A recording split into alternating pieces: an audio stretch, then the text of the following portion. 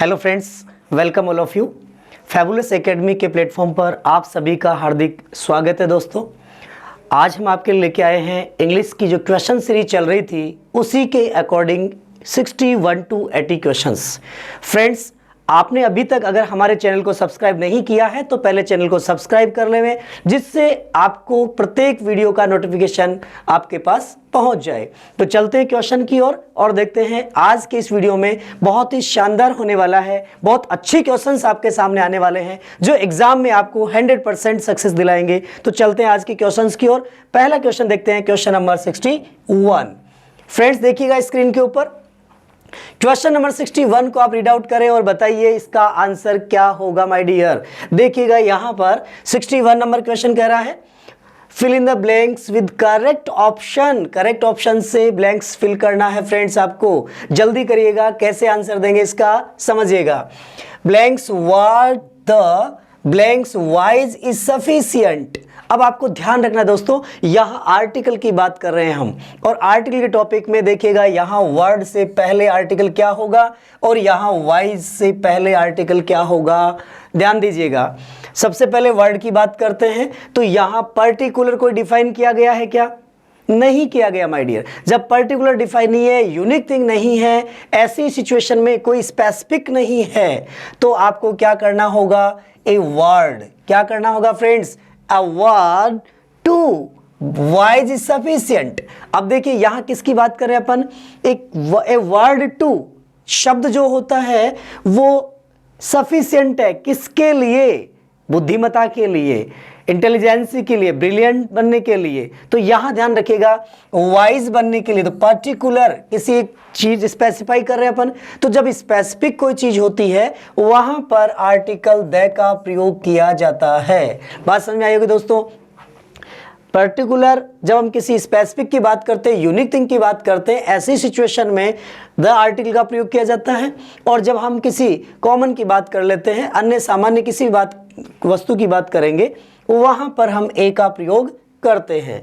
दूसरी कंडीशन हमारे पास थी कि ए का प्रयोग कहां होगा? आर्टिकल ए लगाया जाता है जब किसी भी वर्ड का प्रोनाउंसिएशन यदि कंसोनेंट से हो रहा हो तो वहां पर ए का प्रयोग किया जाता है। तो यहां पर वर्ड देखिएगा दोस्तों, यहां वह आ रहा है और वह हिंदी वर्णमाला में वह का जो है ये एक कंसोनेंट है, एक व्यंजन है, और व्यंजन से उच्चारण होने पर the pronunciation begins with consonant that we can use here a article. जब प्रोनाउंसिएशन वोवेल से शुरू हो तो एन का प्रयोग होता है, कंसोनेंट से हो तो ए का प्रयोग होता है। और जब यूनिक की बात होती है, कोई स्पेसिफिक की बात होती है, यूनिक की बात होती है, जहां कोई स्पेसिफिक की बात होती है, ऐसी सिचुएशन में हम करते हैं द का प्रयोग। क्लियर? तो यहां आपका राइट आंसर क्या होगा फ्रेंड्स? देखिएगा ए द, तो ये बिल्कुल आपका राइट आंसर हुआ।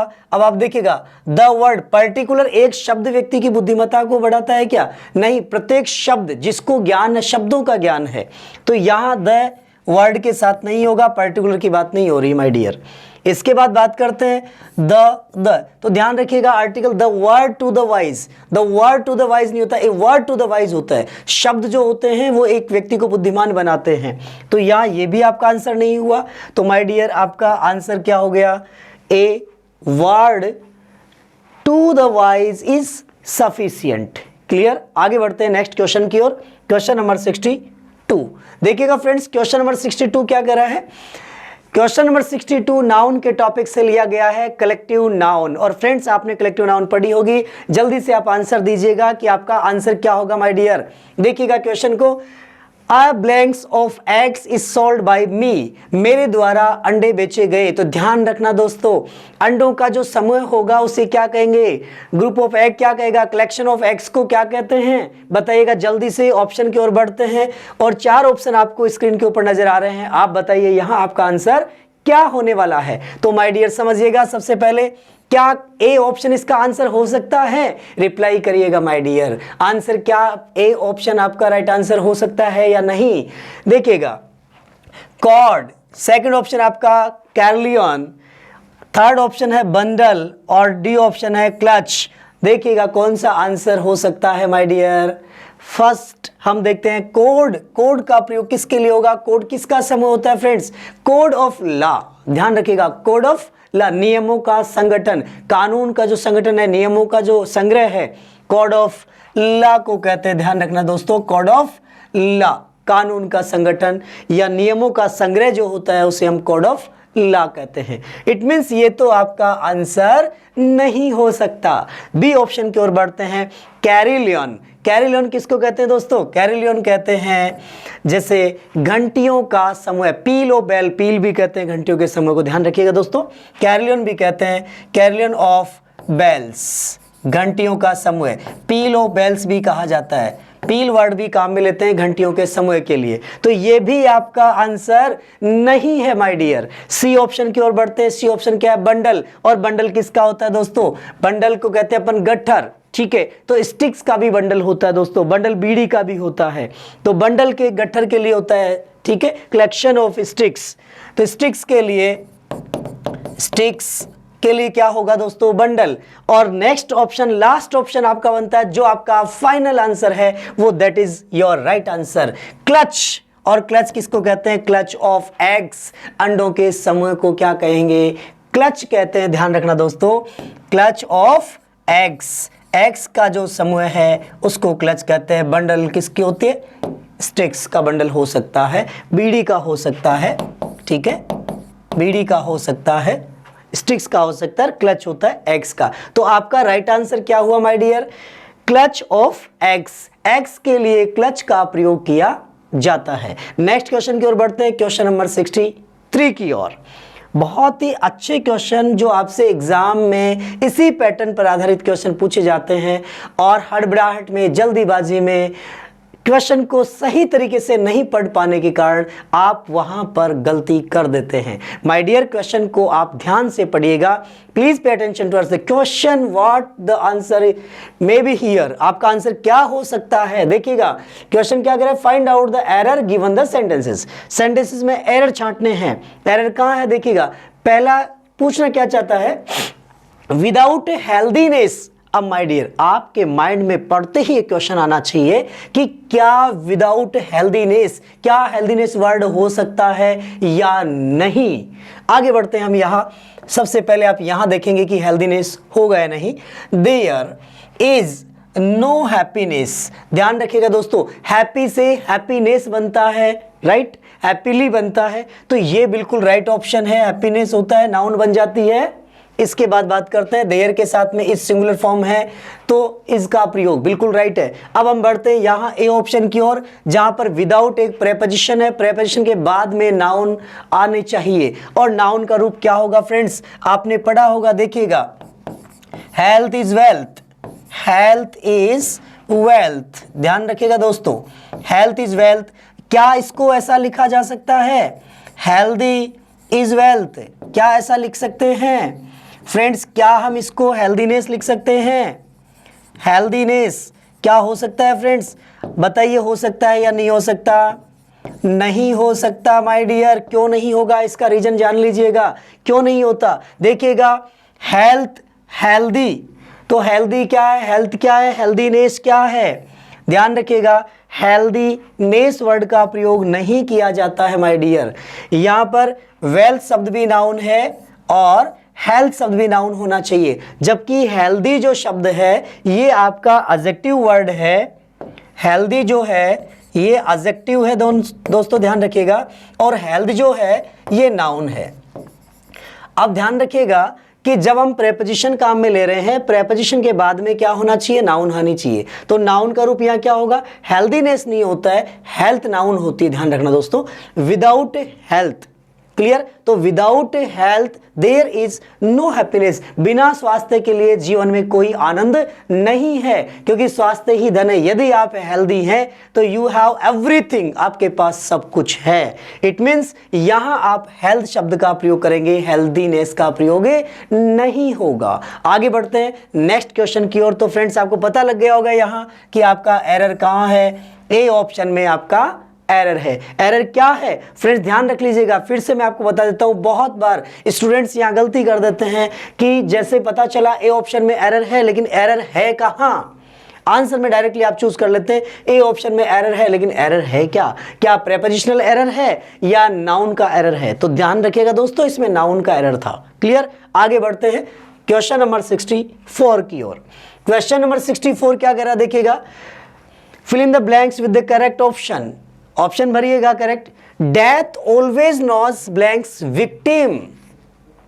अब यहां देखिएगा, ऑप्शन की ओर बढ़िएगा, क्या कह रहा है, डेथ यहां आपका नाउन है, ऑलवेज नॉज ये वर्ब है, सिंगुलर है डेथ, नॉज सिंगुलर वर्ब आ गई, विक्टिम। अब आपको यहां पर देखना है कि यूज क्या होगा, पॉजेसिव यूज। ध्यान रखना दोस्तों, पॉजेसिव यूज करना है, क्योंकि विक्टिम भी क्या है, यहां पर नाउन का रूप है। अब इस नाउन से पहले हमें क्या यूज करना है, यहां एडजेक्टिव यूज करना है दोस्तों। क्या यूज करना होगा, एडजेक्टिव। ठीक है, पॉजेसिव यूज करना होगा, possessive adjective, possessive adjective use करना है। अब पॉजेसिव एडजेक्टिव कैसे यूज करेंगे, आप ध्यान रखिएगा, इस चीज को समझ लीजिएगा। पॉजेसिव एडजेक्टिव, संबंध वाचक विशेषण। तो ध्यान रखिएगा, आप देखिए यहां पर डेथ ऑलवेज नॉज। अब डेथ आपको ध्यान रखना दोस्तों, फेमिनाइन है, मैस्कुलाइन है या न्यूटर है या कॉमन है, बताइएगा क्या है, डेथ क्या है। हिंदी के अनुसार मत चलेगा दोस्तों, अगर आप हिंदी के अनुसार चलेंगे आपका क्वेश्चन 100% गलत होगा, क्योंकि अगर आप बोलेंगे कि डेथ मृत्यु हो जाती है, इट मींस फेमिनाइन का रूप। बट ध्यान रखिएगा फ्रेंड्स, इंग्लिश में ऐसा नहीं है।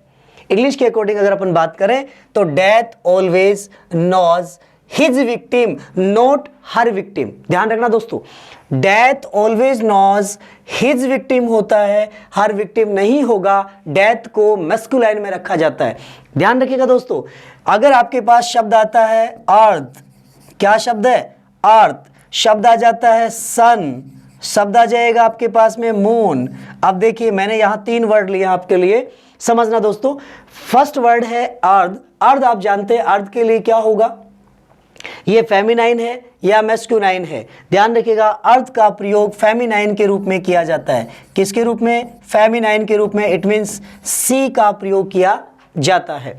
इसी प्रकार बात करते हैं अपन सन की। सन के लिए क्या है, सन मैस्कुलाइन का रूप है। ध्यान रखना दोस्तों, सन मैस्कुलाइन है और मेल फॉर्म के लिए, मैस्कुलाइन के लिए ही का प्रयोग किया जाता है। बात करते हैं मून के लिए, चंद्रमा, और चंद्रमा के लिए क्या है, यहां पर फेमिनाइन यूज होता है। ध्यान रखना दोस्तों, चंद्रमा के लिए female, feminine, it means she का प्रयोग किया जाता है। ध्यान रखिए दोस्तों, अक्सर गलती होती है, एग्जाम में पूछ लिया जाता है मूनलाइट के बारे में, मून के बारे में।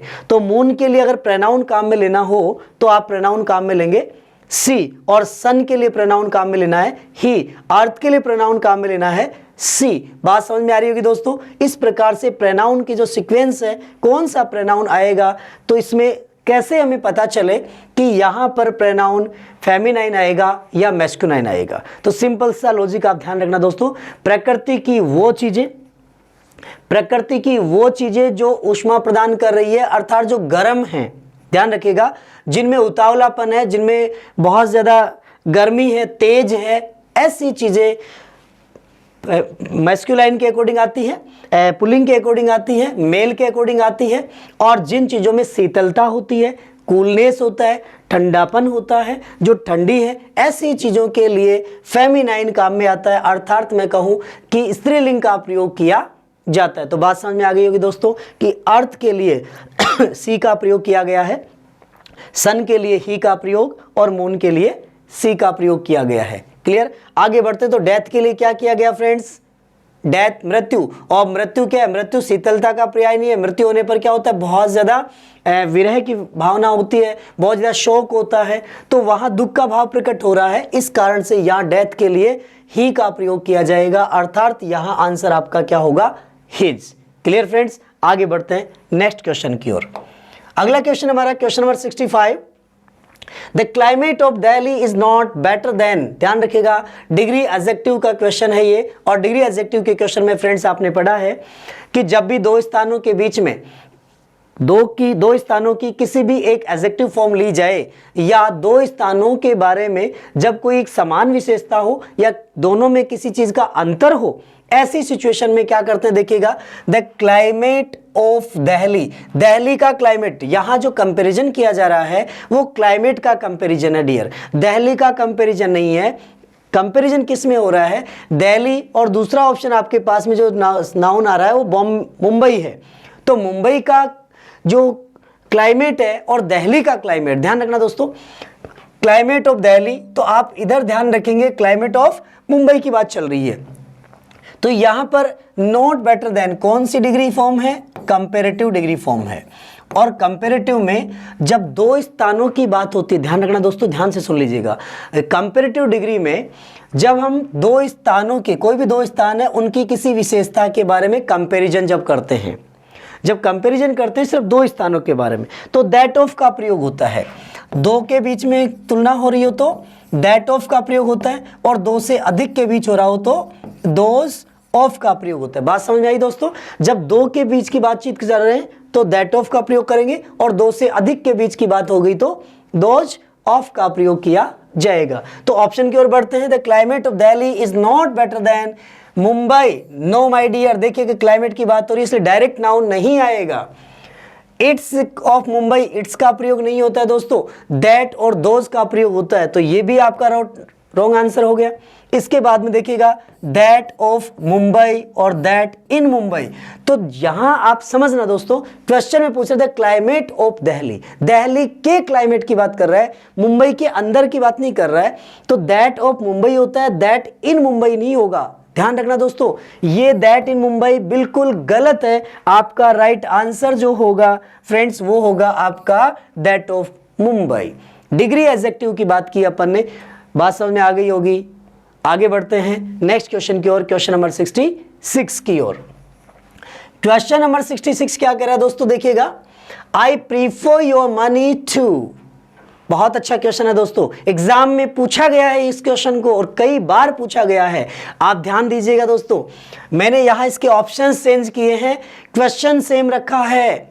आई prefer your money to, sentence बिल्कुल सेम है।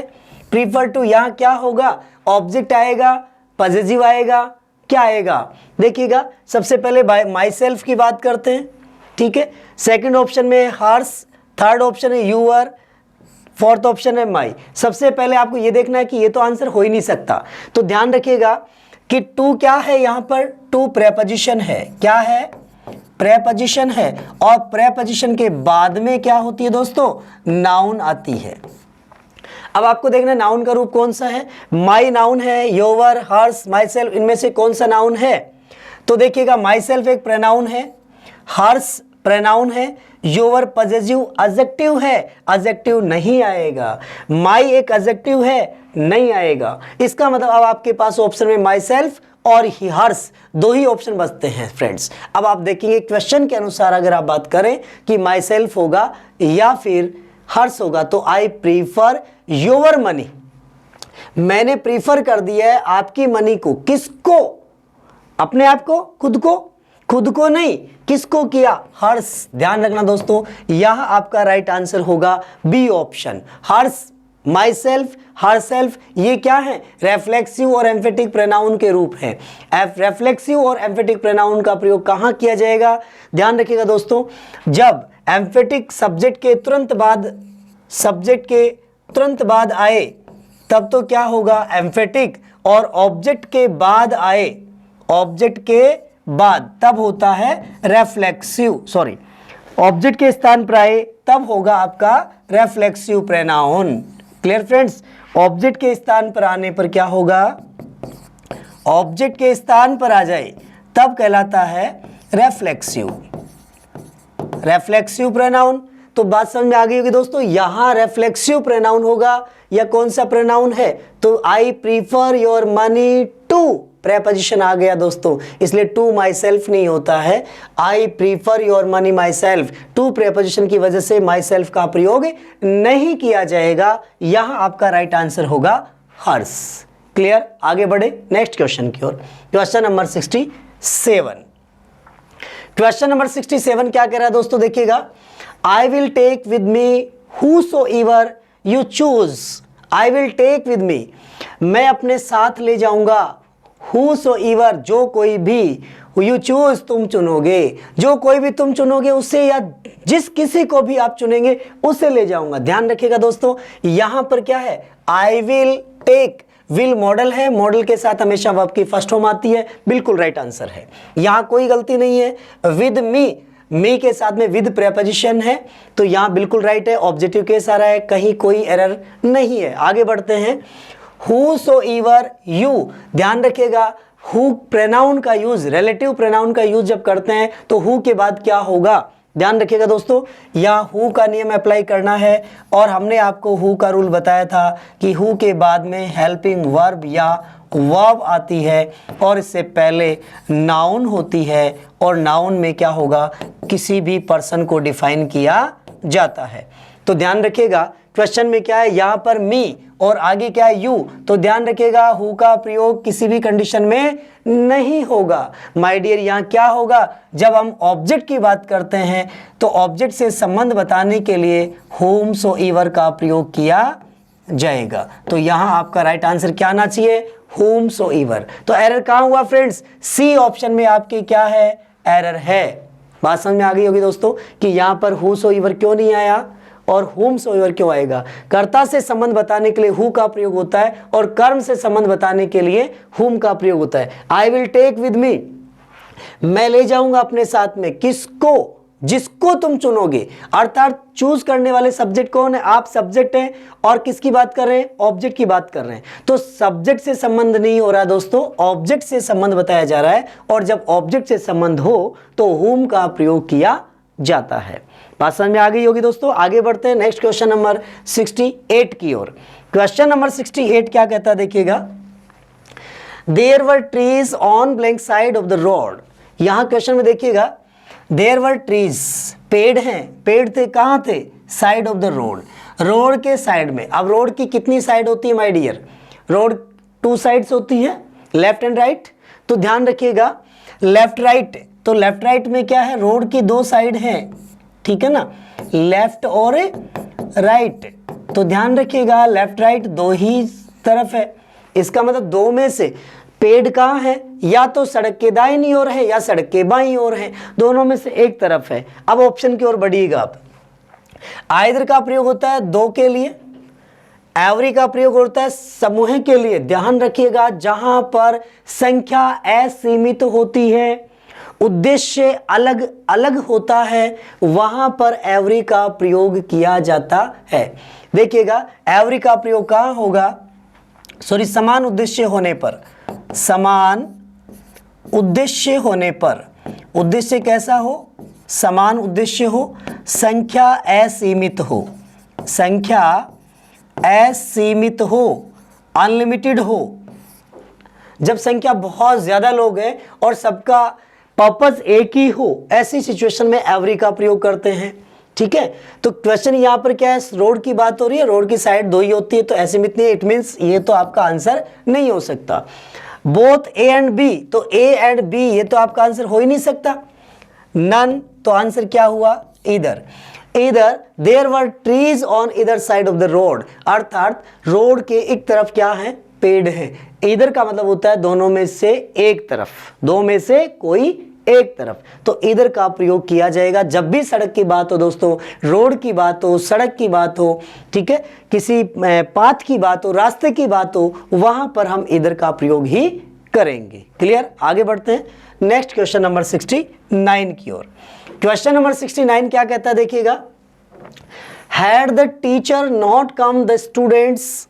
यहां देखिएगा कंडीशनल सेंटेंस से क्वेश्चन पुटअप किया गया है, और कंडीशनल सेंटेंस का रूल आप अप्लाई करेंगे तो फ्रेंड्स ध्यान रखिएगा, हमने आपको कंडीशनल सेंटेंस का रूल बताया था कि इफ क्लोज के साथ में, हेड के साथ में, यहां देखिए क्या दिया हुआ है, हेड, और हेड के साथ में हमेशा वर्ब की कौन सी फॉर्म आती है माय डियर, थर्ड फॉर्म आती है। हेड के साथ हमेशा वर्ब की थर्ड फॉर्म, हेड के साथ हमेशा वर्ब की थर्ड फॉर्म आती है।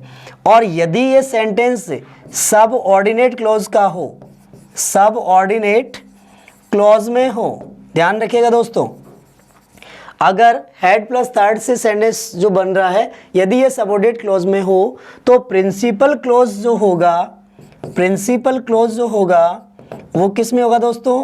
प्रिंसिपल क्लोज होगा फ्यूचर परफेक्ट में। किस में होगा? फ्यूचर परफेक्ट टेंस में। ठीक है, future past perfect, future past perfect tense का होगा। इट मीन्स मैं ये कह सकता हूं कि यहां पर हैड अगर दिया हुआ आया तो फ्यूचर पास्ट परफेक्ट का मतलब ये हुआ कि विल का पास्ट बनता है वुड और परफेक्ट का मतलब हुआ हैव, तो वुड हैव या शुड हैव का प्रयोग किया जाता है। क्वेश्चन की ओर बढ़ते हैं। तो had the teacher not come the students, यहां देखिएगा हैड प्लस थर्ड फॉर्म आ गए तो आगे वाले प्रिंसिपल क्लॉज में क्या होगा दोस्तों? फ्यूचर पास्ट परफेक्ट, तो यहां वुड स्टडी, ये तो क्या है? ओनली फ्यूचर पास्ट है, परफेक्ट नहीं है। Would have studied, studied, will have studied, ये फ्यूचर में है। विल हैव फ्यूचर परफेक्ट है, फ्यूचर पास्ट परफेक्ट नहीं हुआ, स्टडीड ओनली पास्ट है, तो आपका राइट आंसर क्या हो गया? बी ऑप्शन आपका बिल्कुल राइट आंसर होगा, वुड हैव स्टडीड। ध्यान रखिएगा, रूल समझ में आ गया होगा दोस्तों आपको। यदि प्रेजेंट में हो सबऑर्डिनेट तो प्रिंसिपल क्लोज किस में होगा? हमारा फ्यूचर सिंपल में होगा। यदि सबऑर्डिनेट क्लोज वाला सेंटेंस हमारा पास्ट सिंपल में हो तो फ्यूचर का पास्ट सिंपल बनेगा, और यदि पास्ट परफेक्ट में हो तो फ्यूचर का पास्ट परफेक्ट बनेगा। ध्यान रखिएगा दोस्तों, इस प्रकार से यहां हमने कंडीशनल सेंटेंस का रूल अप्लाई करते हुए इस सेंटेंस को सॉल्व किया है। आगे बढ़ते हैं क्वेश्चन नंबर 70 की ओर। क्वेश्चन नंबर 70 क्या कहता है देखिएगा, it is time he blanks the see the zoo, it is time he blanks the see the zoo. यहां देखिएगा दी नहीं होगा, ये आर्टिकल नहीं होगा फ्रेंड्स, क्योंकि सी एक वर्ब है और वर्ब से पहले हम इन्फिनिटिव के इस काम में ले सकते हैं टू इन्फिनिटिव। ध्यान रखिएगा, इसलिए देखिएगा इट इज टाइम से जो वाक्य शुरू होता है, it is time, it is about time, it is time, it is about time. अगर इट इज टाइम से कोई भी सेंटेंस शुरू हो तो वहां सेंटेंस में क्या होता है? पास्ट टेंस होता है दोस्तों। क्या होता है? सिंपल पास्ट टेंस होता है, और सिंपल पास्ट टेंस का मतलब हुआ वर्ब की सेकंड फॉर्म। इंटरोगेटिव में डिड का प्रयोग, नेगेटिव बनाने पर डिड नॉट का प्रयोग, और डिड नॉट के साथ हमेशा वर्ब की फर्स्ट फॉर्म आती है। तो फ्रेंड ध्यान रखिएगा, इट इज टाइम के बाद वाले वाक्य में हमेशा पास्ट सिंपल होता है। तो पास्ट सिंपल के अकॉर्डिंग देखिएगा गोज क्या है? प्रेजेंट में है, इसलिए आंसर नहीं हो सकता। ही इज गोइंग नहीं हो सकता क्योंकि इज गोइंग होता है कंटिन्यूअस में, प्रेजेंट सिंपल का कंटिन्यूअस। वेंट का प्रयोग सेकंड फॉर्म पास्ट सिंपल में, has been going present perfect continuous नहीं हो सकता, तो आपका सी ऑप्शन बिल्कुल राइट आंसर हो गया। ध्यान रखना दोस्तों, it is time, it is about time, it is time, it is about time यदि सेंटेंस में दिए हैं तो उससे बाद वाला जो भी सेंटेंस है वो पास्ट सिंपल टेंस में होता है। पास्ट सिंपल का मतलब हुआ वर्ब की सेकंड फॉर्म। यदि वाक्य को इंटरोगेटिव बनाएंगे तो डिड का प्रयोग किया जाएगा, नेगेटिव बनाएंगे तो डिड नॉट के साथ फर्स्ट फॉर्म का प्रयोग किया जाएगा। आगे बढ़े question, I hope it is clear. Next question आता है हमारा क्वेश्चन नंबर 71 की ओर। क्वेश्चन नंबर 71 क्या कह रहा है देखिए दोस्तों, choose the correct one word. आपको वन वर्ड चूज करना है माय डियर, और वन वर्ड को कैसे चूज करेंगे देखिए क्वेश्चन क्या कह रहा है, one who takes pleasure in cruel, inhuman and unnatural act of the tyranny, यानी किसी को वन हु टेक्स प्लेजर, एक व्यक्ति जो खुशी प्राप्त करता है, जिसको खुशी मिलती है, जो बड़ा खुश हो जाता है, इन क्रूअल निर्दयतापूर्ण रूप से कार्य करके, in human and unnatural act of tyranny, किसी को अमानवीय रूप से, किसी को निर्दयतापूर्ण रूप से परेशान करके, पीड़ा पहुंचा करके जो खुशी महसूस करता है उसे क्या कहेंगे? ऐसा व्यक्ति जो दूसरे को परेशान करके, दूसरे को दुखी करके, दूसरे को हताश करके, दूसरे को निराश करके और अपने आप में खुश हो जाता है, ऐसे व्यक्ति को क्या कहेंगे हम? देखिएगा सबसे पहले यहाँ फर्स्ट वर्ड है सैडिस्ट, और सैडिस्ट किसे कहेंगे? ध्यान रखिएगा, ऑप्शन की ओर बढ़ते। यदि आपकी वोकेब अच्छी है तो माय डियर आप तुरंत इसका आंसर दे सकते हैं।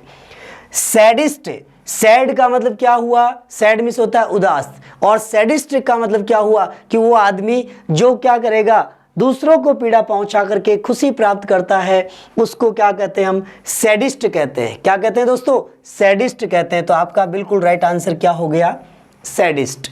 इसके बाद बात करते हैं दूसरा वर्ड हमारे पास में वीनल, तीसरा वर्ड है आसरी, चौथा वर्ड है सिनिक। तो सेकंड वर्ड जो है वीनल, और वीनल का अर्थ क्या होता है दोस्तों, जो बहुत ज्यादा सेल्फिश होता है, बहुत ज्यादा सेल्फिश होता है उसे कहते हैं वीनल। अर्थ में यहां कहूं जो रिश्वत का लालची होता है बहुत ज्यादा, ठीक है, जो ब्राइब लेने का लालची होता है, selfish of bribe, selfish of bribe यानी रिश्वत का लालची, रिश्वत का लालची, जो रिश्वत लेने का बहुत ज्यादा लालची होता है उसको हम क्या कहते हैं, वीनल कहते हैं।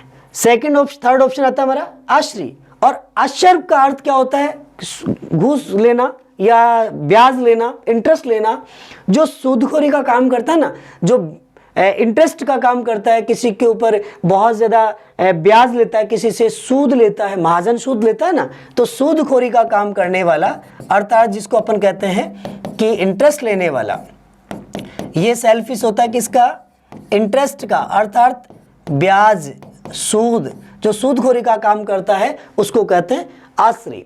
और नेक्स्ट है हमारे पास एक वर्ड आता है सिनिक, और सिनिक कौन होता है, जो मानव द्वेषी होता है ना दोस्तों, सिनिक कौन होता है, मानव द्वेषी, जो मानव से घृणा करता है, hater of human, human hater जो होता है, ह्यूमन हेटर, मानव से घृणा करने वाला जो होता है, मानव से ईर्ष्या रखने वाला होता है, उसको कहते हैं सिनिक। तो फ्रेंड्स आपको बात समझ में आ गई होगी। अगर एग्जाम में आपसे पूछ लिया जाता है सेल्फिश ऑफ ब्राइब तो आप कहेंगे विनल। आपसे कहा जाता है person who is very selfish to take the interest high and high, जो बहुत ज्यादा इंटरेस्ट लेने का शौकीन होता है उसको कहते हैं आश्री। और a person who is hate to human beings, जो मानव जाति से घृणा करता है, मानव जाति के प्रति द्वेष रखता है, उसको कहते हैं सिनिक। और a person who get pleasure, जो आदमी खुशी प्राप्त करता है, गिविंग पेन टू अदर्स, दूसरों को पेन दे करके, दूसरों को पीड़ा पहुंचा करके किसी भी प्रकार से अननेचुरल वे से, तो वो आदमी कहलाता है सैडिस्ट कहलाता है। क्लियर? तो आगे बढ़ते हैं।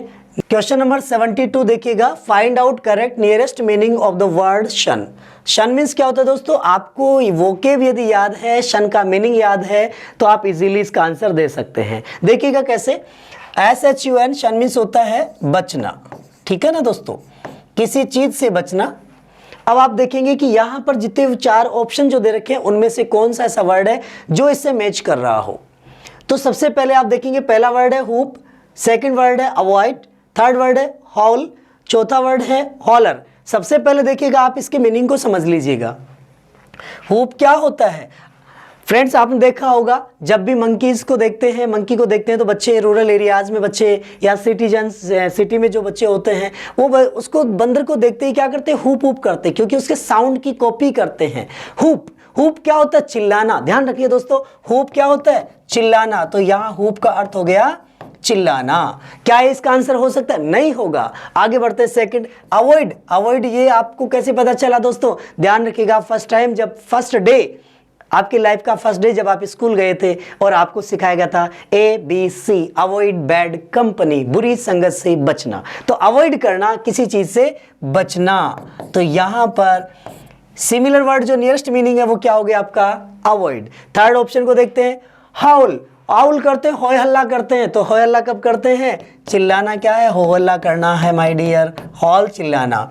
हॉलर, हॉलर जानते हैं अभी चुनाव का सीजन होता है तो इलेक्शंस में लोग क्या करते हैं, छोटे बच्चे जो होते हैं, पब्लिक होती है, वो लीडर के पीछे चलते हैं और होल्ला की आवाज करते हैं, शोरगुल करते रहते हैं। तो होलर जो होता है इसका अर्थ भी होता है चिल्लाना।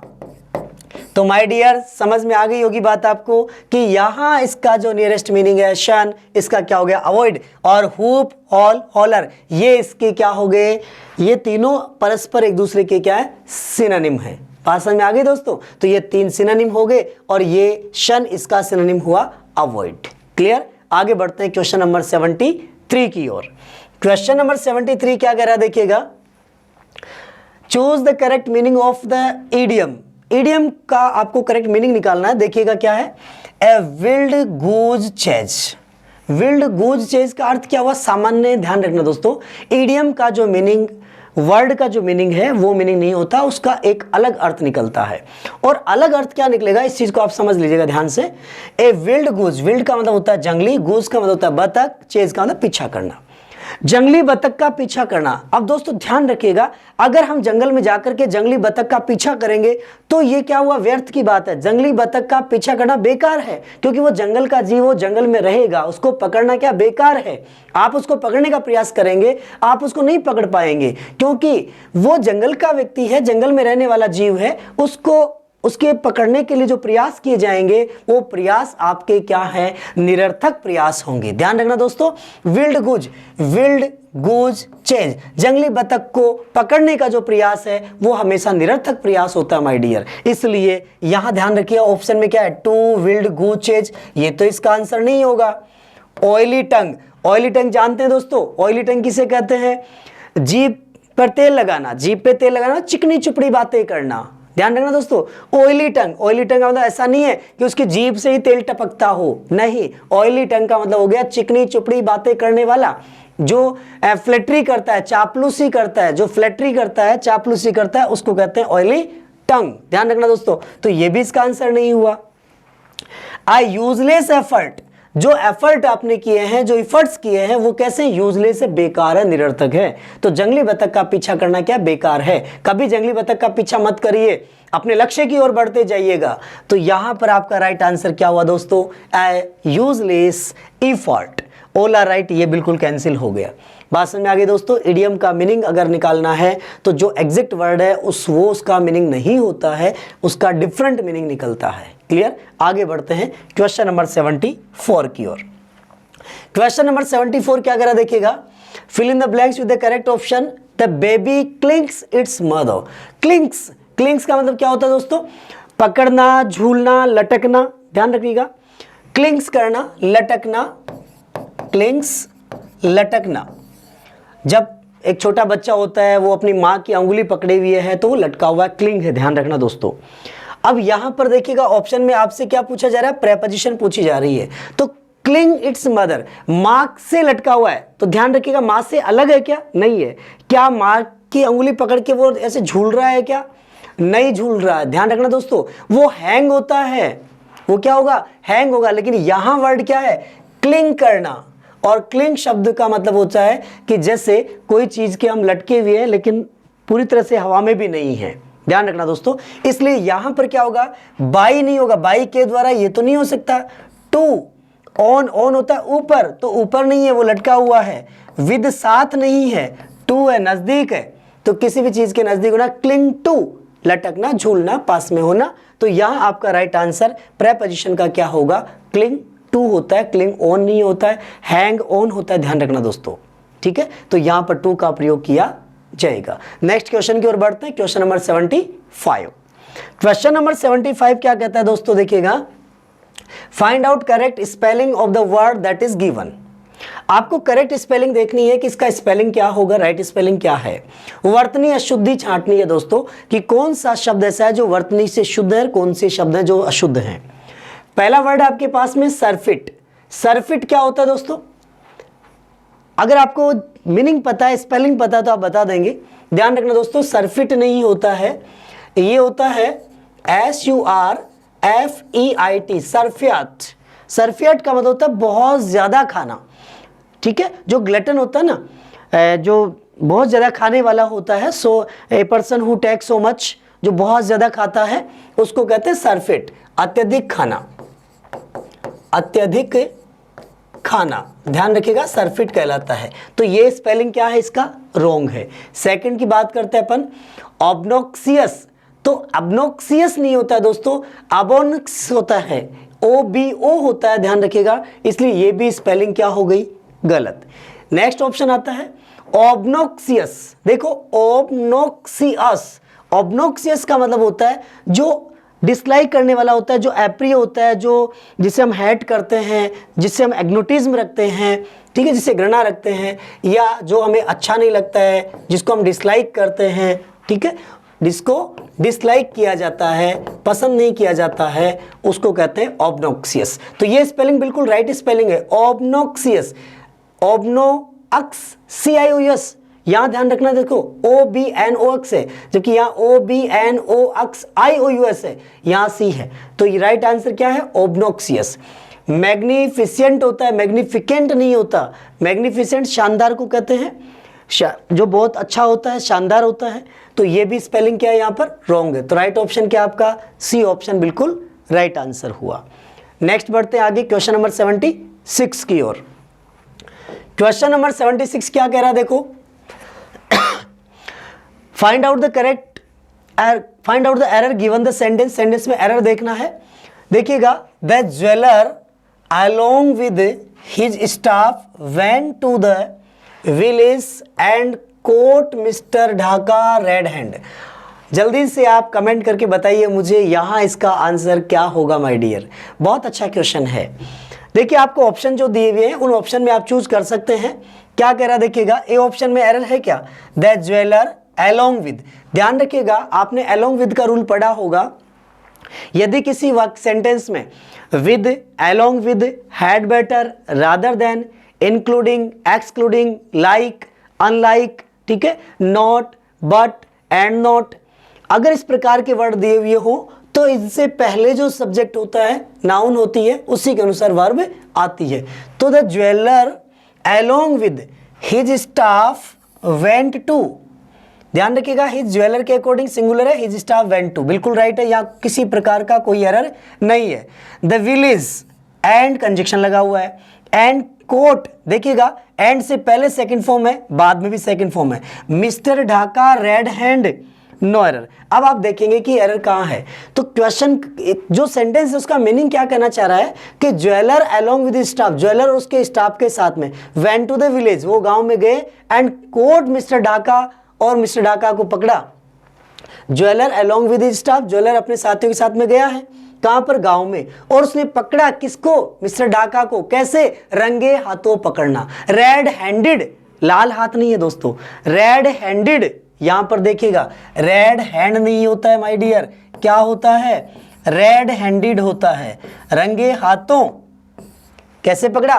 Red handed. तो यहां पर एरर कहां हुआ? डी ऑप्शन में आपका क्या है दोस्तों? एरर है। इसलिए यहां आपका जो एरर देखा जाएगा वो एरर कहां होगा? डी ऑप्शन में एरर है। ये आपका एरर है। Caught mister Dhaka red hand नहीं होगा, क्या होगा? रेड हैंडेड होगा, रंगे हाथों पकड़ना। क्लियर? आगे बढ़ते हैं क्वेश्चन नंबर 77 की ओर। क्वेश्चन नंबर 77 क्या कह रहा है देखिएगा, rearrange the parts of the sentences to produce the correct and meaningful sentence. आपको इसमें क्या करना है? सेंटेंस को करेक्टफुल मीनिंग में जचाना है, ठीक है। सबसे पहले देखिए क्या कहना चाह रहा है, nationalism in its extreme form, nationalism in its extreme form, it's positive है, एक्सट्रीम फॉर्म नाउन का रूप है, इसका मतलब आगे क्या आना चाहिए? यहाँ पर सेंटेंस में वर्ब आनी चाहिए या एडवर्ब आना चाहिए, ठीक है ना दोस्तों। अब आप ऑप्शन की ओर बढ़िएगा। पहला है that nations are not able to understand one another rightly. Nationalism in its extreme form, राष्ट्रीयता का जो वास्तविक निर्माण होता है कि, तो ये तो दैट कंजक्शन ही, वर्ब या एडवर्ब आनी चाहिए ना, तो ये तो नहीं हो सकता। एंड कंजक्शन ये भी नहीं हो सकता।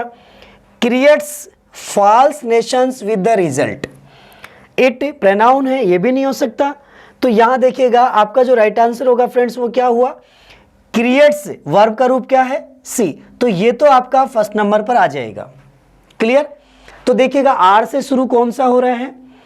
फर्स्ट ए ऑप्शन पी से शुरू हो रहा है, ये तो आंसर नहीं हो सकता। सेकंड ऑप्शन आपका आर से शुरू हो रहा है। थर्ड ऑप्शन क्यू, क्यू में क्या देखो एंड कंजक्शन, ये भी नहीं हो सकता। डी में क्या एस, एस में प्रोनाउन है, ये भी नहीं हो सकता। तो आपका राइट आंसर क्या हो गया माय डियर? बी ऑप्शन आपका राइट आंसर हो गया। समझ लीजिएगा दोस्तों कैसे हुआ। Nationalism in its extreme form creates false nations with the result. अब इसके बाद देखिएगा कि राष्ट्रीयता का जो निर्माण है वो झूठे, क्रिएट्स फॉल्स नेशंस, झूठे राष्ट्र निर्माण होने से उनका परिणाम क्या निकलेगा? रिजल्ट। अब देखिए यहां नाउन आ गई, तो इस नाउन को जोड़ने के लिए कंजक्शन लगना चाहिए, और कंजक्शन का रूप आपके पास कहां है? दैट कंजक्शन है। तो सेकंड ऑप्शन आपका क्या हुआ? दैट। रिजल्ट क्या है? With the result that nations are not able to understand. ठीक है, इसके बाद में हम क्या करेंगे कि यहां देखते हैं अंडरस्टैंड हो गया, फिर it stands in the way of mutual understanding and goodwill which are essential. तो यहां आपका जो राइट आंसर हुआ दोस्तों वो क्या हुआ, RPSQ। तो RPS और Q, तो ये आपका बिल्कुल राइट आंसर हो गया। नेक्स्ट क्वेश्चन की ओर बढ़ते हैं, क्वेश्चन नंबर 78 की ओर। बात समझ में आ गई होगी दोस्तों आपको। इसमें सब्जेक्ट को चूज करना है, वर्ब को चूज करना। तो देखिए नेक्स्ट क्वेश्चन आपके पास स्क्रीन पे जो नजर आ रहा है, क्वेश्चन है capable of being understood in either of the two or more possible senses and therefore not definite. Question को समझिएगा क्या पूछना चाह रहा है, देखिएगा दोस्तों। केपेबल ऑफ बीइंग अंडरस्टूड, किसी भी चीज को समझने में सक्षम होना, right, in either of the two or more possible sense, उसके एक या दो सेंस निकल रहे हो, या तो उसका सेंस ये भी हो सकता है, ये भी हो सकता है। ठीक है, एग्जैक्ट सेंस आप नहीं पहचान पा रहे हो, उसके अर्थ को नहीं पहचान पा रहे हो, देयरफॉर आर नॉट डेफिनेट, इसलिए आप निश्चित नहीं हो पाते कि इसका मीनिंग ये होगा या इसका मीनिंग ये होगा। जैसे आप क्वेश्चन सोल्व करते हैं तो आप कहेंगे इसका आंसर ए होगा या बी होगा, ए होगा या बी होगा, तो आप क्या हो रहे हैं, आप उलझन में पड़ रहे हैं। ध्यान रखना दोस्तों, चुनाव करने में, किसी चीज को चूज करने में, ऑप्शन चूज करने में आपके पास ये आ रहा है कि ABCD में से आप उलझन में हो रहे हैं कि कौन सा चूज करना है मुझे। ठीक है, तो देखिएगा ऐसी सिचुएशन को हम क्या कहते हैं, पहला वर्ड है आपके पास में एम्फीबियस। क्या वर्ड है, एम्फीबियस। और एम्फीबियस किसे कहते हैं, उभयचर को। किसको कहते हैं, उभयचर। और उभयचर किसे कहते हैं, जो जीव पृथ्वी के ऊपर भी रहते हैं और जल में भी रहते हैं, जो पानी में भी रहते हैं, एक्वेरियम में भी होते हैं, और जो स्थल के ऊपर भी रहते हैं, दोनों के ऊपर रहने वाले क्या कहलाते हैं, उभयचर कहलाते हैं। जैसे आपने पढ़ा होगा जलचर, नभचर, उभयचर, 3 वर्ड सुने होंगे आपने, जल में रहने वाले, आसमान में उड़ने वाले और पृथ्वी के ऊपर चलने वाले। तो जलचर जल में रहने वाले, ठीक है, नभचर आसमान में उड़ने वाले, और उभयचर इसका मतलब जो दोनों पे रहने वाले हों। तो जो आसमान में भी हैं, ऊपर भी हैं, जमीन पानी में भी रहते हो, दोनों के अंदर, तो ऐसे को क्या कहेंगे हम, उभयचर। तो एम्फीबियस कौन होते हैं, उभयचर होते हैं। ध्यान रखना दोस्तों, इसको क्या कहते हैं अपन, उभयचर। अगला वर्ड आपके पास में है कंफ्यूजिंग। और कंफ्यूजिंग आप जानते हैं दोस्तों, कंफ्यूज हो जाना अर्थात किसी चीज के अंदर असमंजस की स्थिति होना। अब यह कंफ्यूज, असमंजस होना, एम्बिगस उलझन में पड़ना, एम्बिगस उलझन, और कंफ्यूज का मतलब ही क्या है, असमंजस। अब दोनों आपको लगेगा कि दोनों सेम ही तो हैं, फिर यहां दोनों वर्ड कैसे आ गए, दोनों तो ऑप्शन नहीं हो सकते। अगला वर्ड आपके पास में अमोर्फस। अमोर्फस का मतलब होता है जिसका कोई आकार ही नहीं हो, बिना किसी आकृति का निराकार होता है, जो अनाकृति वाला होता है, जो एक निश्चित शेप में नहीं होता, निश्चित साइज में नहीं होता है, जिसकी कोई डेफिनेट शेप नहीं होती है, डेफिनेट साइज नहीं होती है, अनाकृति, जिसका कोई आकार नहीं हो, अनाकार भी बोलते हैं, जिसका कोई आकार नहीं हो निश्चित, उसको बोलेंगे हम अनाकार। निश्चित शेप एंड साइज नहीं है, that can not has definite shape and size, that is called amorphous, जिसको क्या कहेंगे, एमोर्फस कहते हैं। अब आप देखेंगे कि आपका आंसर क्या होगा दोस्तों, कंफ्यूज होना और एम्बिगस होना। दोनों में थोड़ा सा ध्यान रखना दोस्तों, जब भी आपको किसी भी वर्ड के मीनिंग को एनालिसिस करना हो कि एग्जैक्ट इसका मीनिंग ये है या नहीं, तो आप गूगल पर lexico.com के ऊपर आप सर्च करें, आपको वहां सेमेंटिक lexico.com के ऊपर आप सर्च करेंगे तो आपको वहां पर सिमेंटिक मिलेगा, अर्थात आपको प्रत्येक वर्ड का मीनिंग मिलेगा कि उसका यूज कहां कर रहे हैं अपन, सेंटेंस में कहां यूज होगा। तो ध्यान रखिएगा दोस्तों, कंफ्यूज और एम्बिगस। एम्बिगस का मतलब होता है किसी शब्द का एग्जैक्ट मीनिंग समझने में समस्या आना, या एक ही शब्द के बहुत सारे अर्थ निकलना, तब हम कहते हैं एम्बिगस। तो यहां क्या कर रहा है, देखो सेंसेस की बात कर रहा है, इसलिए आपका राइट आंसर क्या हुआ, एम्बिगस हुआ। और कंफ्यूज कब होते हैं हम, जब हमें कोई कार्य करना होता है और उस कार्य को हम करें या ना करें, हाँ या ना की स्थिति जो है वो कंफ्यूज है, राइट। हाँ या ना की स्थिति क्या है, कंफ्यूज है। जबकि किसी मीनिंग को एक्सेप्ट करना, आपको मीनिंग उसके 4-5 आ रहे हैं और 4-5 में से कौन सा मीनिंग वहां अप्लाई होगा एग्जैक्ट, उसको समझना, वो कहलाता है एम्बिगस। बात समझ में आ गई दोस्तों, एम्बिगस। आगे बढ़ते हैं क्वेश्चन नंबर 79 की ओर। क्वेश्चन नंबर 79 क्या देखिएगा, change direct speech into indirect speech. Direct से इनडायरेक्ट बदलना है। सेंटेंस कैसा है देखिएगा। सबसे पहले, he said to her, where have you lost the pen I brought for you yesterday. He said to her, उसने उससे कहा, where have you lost the pen, तुमने पेन कहाँ खो दिया है, आई ब्रोट फॉर यू, मैं तुम्हारे लिए लेके आया था, यस्टरडे, कल। अब देखिएगा, यहां जब हम सेंटेंस को इनडायरेक्ट बनाएंगे तो सबसे पहले आप क्या करेंगे, सेड टू रिपोर्टिंग वर्ब है, उसको आस्ट में बदलना है। तो चलिए पहले देखिए, फर्स्ट ऑप्शन में आस्ट है, सेकंड में भी है, थर्ड में भी है, फोर्थ में भी है। इट मीन्स आगे बढ़ते हैं तो कंजक्शन, वेयर WH वर्ड से शुरू होने पर खुद ही कंजक्शन होता है, तो वेयर कंजक्शन देखिएगा, हर वेहर, हर वेहर, हर वेहर, और यहाँ भी क्या है, हर वेहर। इट मीन्स यहाँ भी किसी प्रकार का एरर नहीं है। आगे बढ़ते हैं तो इंटरोगेटिव सेंटेंस को क्या बनाया जाता है, एसर्टिव बनाया जाता है। हैव का चेंज होता है हैड में, यू सेकंड पर्सन, ऑब्जेक्ट कौन है, हर, हर के अनुसार क्या होगा, सी हैड। तो देखिएगा पहले में क्या है, ही हैड, सेकंड ऑप्शन भी क्या है, ही हैड, थर्ड में भी क्या है, ही हैड, और थर्ड ऑप्शन में भी क्या है, ही हैड, फोर्थ ऑप्शन में भी क्या है, ही हैड। तो फ्रेंड्स यहाँ तो चारों ऑप्शन ही क्या हो गए आपके, गलत हो गए, क्योंकि यहाँ पर ही ऑप्शन में दिया, जबकि क्या होना चाहिए, सी होना चाहिए माय डियर, क्या होना चाहिए, सी। आगे बढ़ते हैं, आगे कोई और एरर दे रखा है क्या, देखिएगा, lost the pen I, I first person है, सब्जेक्ट के अनुसार चेंज होगा तो ही। देखिए यहाँ आई है, इसमें भी आई है, और यहाँ सी है, यहाँ पर ही है, तो आई फर्स्ट पर्सन, सब्जेक्ट कौन, ही है। तो देखिएगा ही के अनुसार आपका आंसर क्या होगा, डी ऑप्शन आपका बिल्कुल राइट आंसर होगा। He asked her where she had lost the pen he had bought for you, you second person, her के अनुसार। तो देखिए यहाँ पर क्या हो गया, bought for her the previous day, yesterday को चेंज करते हैं द प्रीवियस डे में। तो माय डियर आपका राइट आंसर क्या हो गया, डी ऑप्शन आपका बिल्कुल राइट आंसर हुआ। He asked her where she had lost the pen he had brought for her the previous day. Clear. आगे बढ़ते हैं नेक्स्ट क्वेश्चन नंबर 80 की ओर। बात समझ में आ गई दोस्तों। जब भी आपको डायरेक्ट से इनडायरेक्ट बनाना हो तो आप क्या करेंगे, सबसे पहले कंजक्शन देखें, उसके बाद इंटरोगेटिव सेंटेंस का एसरेटिव देखें, प्रोनाउन की सीक्वेंस देखें, यस्टरडे को चेंज करते हैं द प्रीवियस डे में। क्लियर। आगे बढ़ते हैं क्वेश्चन नंबर 80 की ओर। क्वेश्चन नंबर 80 क्या कह रहा है देखिएगा दोस्तों, change the sentence into passive voice. क्या करना है आपको, सेंटेंस को पैसिव में बदलना है। कैसे बदलेंगे देखिएगा, the watchman switched on the lights before it began to grow dark. ध्यान रखिएगा दोस्तों, इसमें सब्जेक्ट वर्ब ऑब्जेक्ट क्या है, तो वॉचमैन आपका सब्जेक्ट हुआ, वॉचमैन क्या है दोस्तों, आपका सब्जेक्ट है वॉचमैन, वर्ब है स्विच्ड ऑन, और ऑब्जेक्ट है लाइट्स।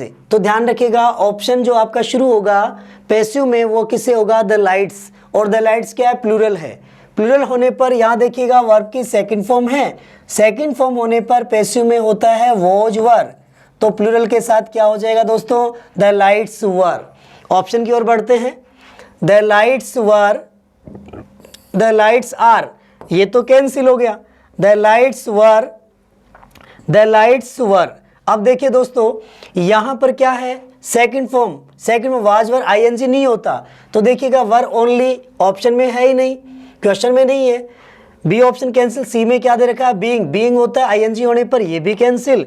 तो डी ऑप्शन क्या है, were switched on by watchman before it began to grow dark. D option आपका बिल्कुल राइट ऑप्शन हो गया। फ्रेंड्स ध्यान रखिएगा, जब भी हम एक्टिव से पैसिव बनाएंगे तो आपको सब्जेक्ट वर्ब ऑब्जेक्ट को ध्यान रखना होगा। यदि हमारे पास ऑब्जेक्ट सिंगुलर है तो वर्ब भी singular, object plural verb plural, passive form में, क्योंकि एक्टिव वॉइस का ऑब्जेक्ट पैसिव का सब्जेक्ट बन जाता है। Clear friends? तो बात समझ में आ गई होगी आपको। आगे बढ़ते हैं। तो फ्रेंड्स, आज की इस वीडियो में आपने देखा question number 61 to question number 80 तक हमने 20 क्वेश्चन सोल्व किए और प्रत्येक टॉपिक से आपके क्वेश्चन हमने पुटअप किए हैं। One words, antonyms, synonym, pronoun, adjective, conjunction. तो ध्यान रखें दोस्तों, इसी प्रकार अगले वीडियो में हम आपके लिए लेके आ रहे हैं क्वेश्चन नंबर 81 टू 100। तो ध्यान रखिएगा और जुड़े रहेगा फैबुलस एकेडमी के डिजिटल प्लेटफॉर्म से। और अगर आपने हमारे चैनल को अभी तक सब्सक्राइब नहीं किया है तो चैनल को सब्सक्राइब करें, शेयर करें, जिससे कि इस वीडियो का फायदा ज़्यादा से ज़्यादा लोगों तक पहुंच सके और वो इसका फायदा ले सके। Thank you friends, best of luck, bye bye.